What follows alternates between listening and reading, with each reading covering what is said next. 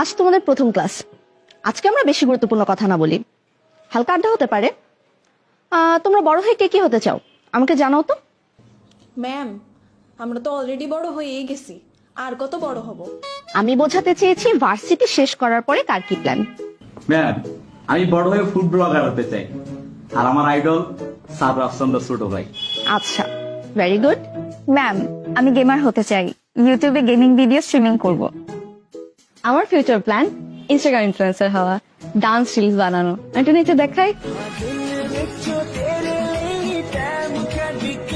Madam, আমি ভাবছি আমি ইঞ্জিনিয়ার হব। আমি মানুষকে গালাগালি করে টাকা ইনকাম করব, মানে রোস্টিং ভিডিও বানাবো। ওয়েট ওয়েট, ইঞ্জিনিয়ার হব কে যেন বললে? এই যে সবুজ শার্ট, তুমি সত্যি কি তুমি ইঞ্জিনিয়ার হতে চাও নাকি নাকি মজা করছো? জি ম্যাডাম, ইঞ্জিনিয়ারিং আমার হবি। Are you serious? তোমার মা বাবা জানে এটা? আমার বাবা নেই, মা কিছু বলে না। এই জন্য এসব বাজে বাজে চিন্তা মাথায় ঘুরছে। ইঞ্জিনিয়ার কে হতে চাই এই জামানায়? কোনো ক্যারিয়ার আছে? এত পড়ালেখা করে 15-20 হাজার টাকা স্টার্টিং স্যালারিতে ঢুকতে হবে, সারা দিন কাজ করতে হবে, লাইফ এনজয় করতে পারবে না। অন্যদিকে দেখবা তোমার বন্ধু বান্ধবী এক একটা ব্র্যান্ড ডিল থেকে গাড়ি কিনছে, রিল ভিউ এর ডলার দিয়ে ইউরোপ ট্যুর দিচ্ছে, তখন তোমার আফসোস হবে না? মন খারাপ হবে না? দেখো, আমি ভালো চাই তোমার।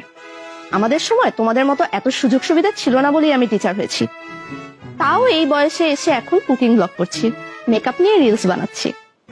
আর তুমি ইঞ্জিনিয়ার হবে? এখনো সময় আছে।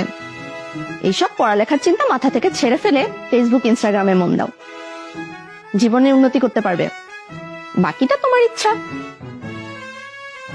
যাই হোক, আমার কথাগুলো ভেবে দেখো। আচ্ছা,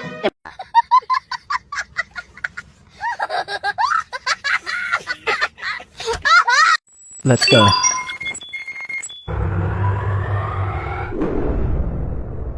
Goodbye.